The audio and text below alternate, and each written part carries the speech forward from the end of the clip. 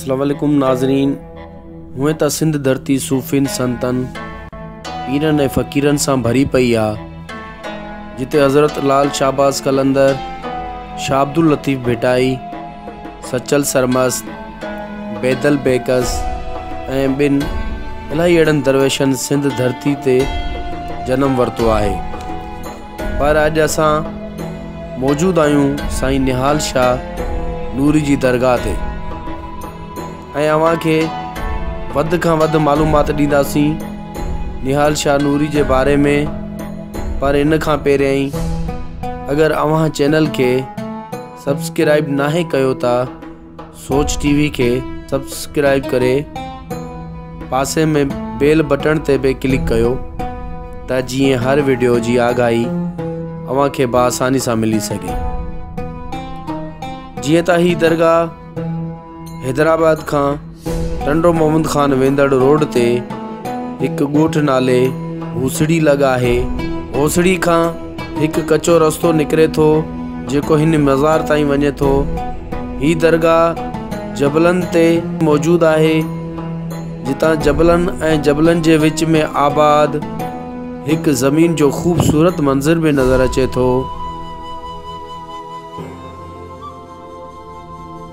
साईं निहाल शाह नूरी जो असल नालो निहाल शाह मदारी हो, पर हाणे निहाल शाह नूरी नाले सां सॾियो वञे थो।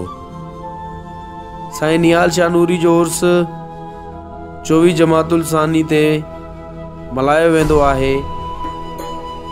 हिन दरगाह जे गादी नशीन जी त का ख़बर न मिली सघी आहे, पर हिन इलाइक़े जा शूरा साहिबान हिन दरगाह जा पीढ़ी दर पीढ़ी ख़िदमत गुज़ार आहिनि। कोई कच्ची हुंदी, कोई पक्की थी, तरक़ी कोई थी नहीं। बस माण्हुनि जी दुआ अचनि था वञनि था। साईं जो नालो निहाल शाह नूरी। हाँ, किथे वाक़ई हाणे कलोड़नि जो वक़्तु आहे, उहो इलाही पुराणी ॻाल्हि आहे, 250 साल थींदा। हाँ, पाकिस्तान ठहण खां पहिरीं जी ॻाल्हि आहे।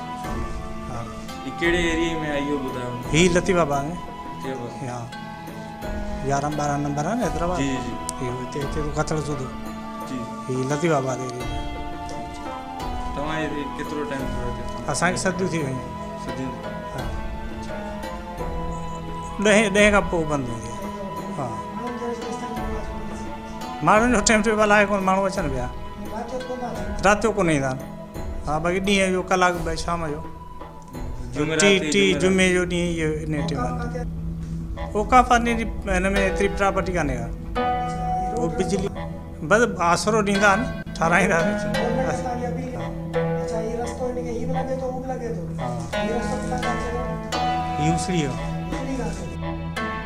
माण्हुनि जो चवणु आहे त ही दरगाह 200 साल पुराणी आहे ऐं हिते माण्हू सिंध त सिंध पर पंजाब खां बि हाज़िरी लाइ ईंदा रहंदा आहिनि ऐं हाज़िरी लाइ ईंदड़ पांधीड़ा दिली सुकून माणींदा आहिनि।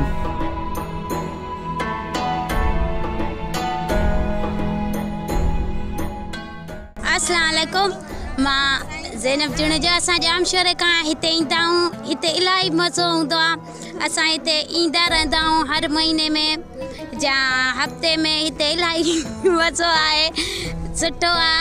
साईं निहाल शाह नूरी साईं जेका उमेद खणी ईंदा आहिनि असांजी पूरी थी वेंदी आहे।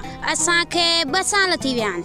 असांखे ॿुधायो हुयो, असां पंहिंजे मुंहिंजो भाउ ॿुधायो हुयो, मुंहिंजो भाउ पहिरीं ईंदो जी जी उन मुराद पूरी थी। उन नज़र हुसैन जुनेजा जी। यहाँ आते हैं ज़ियारत के लिए, अच्छी जगह है माशाल्लाह, ज़ियारत सुकून मिलता है। यहाँ पर आते हैं निहाल शाह नूरी में, काफ़ी टाइम से है ये जगह, आते हैं बस ऐसे ही दिल जब करता है, सुकून मिलता है यहाँ। कब से आ रहे हैं? काफ़ी बचपने से आ रहे हैं, जब से आ रहे हैं, जब से ये सीढ़ियाँ भी नहीं बनी हुई। उसका असर हमें नहीं पता, बहरहाल हमें इतना पता है हम यहाँ आते हैं, हमें सुकून मिलता है। कोई परेशानी कोई मुश्किल होती है तो अल्लाह की रहमत से इन वलियों के सदक़े में ख़त्म हो जाती है। हम जी गुजरात से आए हैं, इधर हैदराबाद का सुना हुआ था निहाल शाह नूरी। ठीक है, बाबा की दरगाह है, पहले भी आए थे, अब फिर आए हैं। ठीक है, इंशाल्लाह हमें बहुत अच्छा लगा है, हम फिर कभी आएंगे। इधर लोग हैदराबाद वाले ने बताया है बहुत बाबा ये मशहूर हैं, इसलिए हम आए हैं। अच्छा, आपकी जी होती हैं, क्यों नहीं होती, जाहिर सी बातें होती हैं, फिर इंसान आते हैं ना। अच्छा, आप जाएंगे तो पंजाब में लोगों को बताएंगे? जी बताएंगे इंशाल्लाह, क्यों नहीं बताएंगे, और सारे बहुत सारे और फैमिली को लेके आएंगे। जी हाँ। आप कब से यहाँ पे हैं? मुझे तकरीबन आज 10 तारीख को आया हूँ, आज 26 हो गई है। जी अस्सलाम वालेकुम जी, मैं पंजाब से आया हूँ। यहाँ पे बहुत सुना हुआ था इनके बारे में, तो इसलिए मैं यहाँ पे आया हूँ देखने के लिए।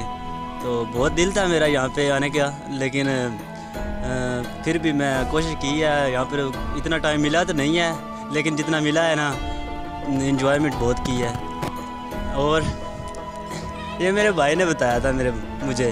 हाँ जी, हाँ उन्होंने बताया है कि यहाँ पे मैं आया था तो मेरे तो दिल की सारी मुरादें पूरी हुई हैं, इसलिए मैंने कहा मैं भी देखना चाहता हूँ, मेरे दिल में हसरत पैदा होगी। मैंने कहा मैंने भी देखना है, तो इसलिए मैं भी यहाँ पे आया हूँ। इन दरगाह के पासे में एक 200 साल पुरानो कब्रिस्तान पिण मौजूद है, जिते पुरानियों कब्रूं भी मौजूद आहिनि। इन दरगाह के हेठ एक इबादतगाह पिण मौजूद है, जिते इबादत भी कई वने थी। ही दरगाह दा वेंदड़ रस्तो कच्चो ऐं ख़राब है, जंहिं करे अवाम सख्त मुश्किलातन के मुंह ॾियणो पवंदो आहे ऐं दरगाह के का भी सिक्योरिटी ना है। गवर्नमेंट के खपे था इन दरगाह जो तरक्याती कम कराए रोड ठरायो वने ऐं ॿियूं पिण सहूलियतूं फराम कयूं वञनि, त जीअं ईंदड़ अवाम जे लाइ आसानी पैदा थिए। उम्मीद है असांजी वीडियो ही ज़रूर अवां खे पसंद आई हूंदी ऐं वीडियो के वध खां वध शेयर कयो त मालूमात हर माण्हू खे मिली सके। ऐं अवां पंहिंजी कीमती राय ऐं कमेंट्स भी ज़रूर ॾिजो। कैमरामैन आफ्ताब जरवार सां गॾु सैफ अली मंगसी, सोच टीवी, हैदराबाद।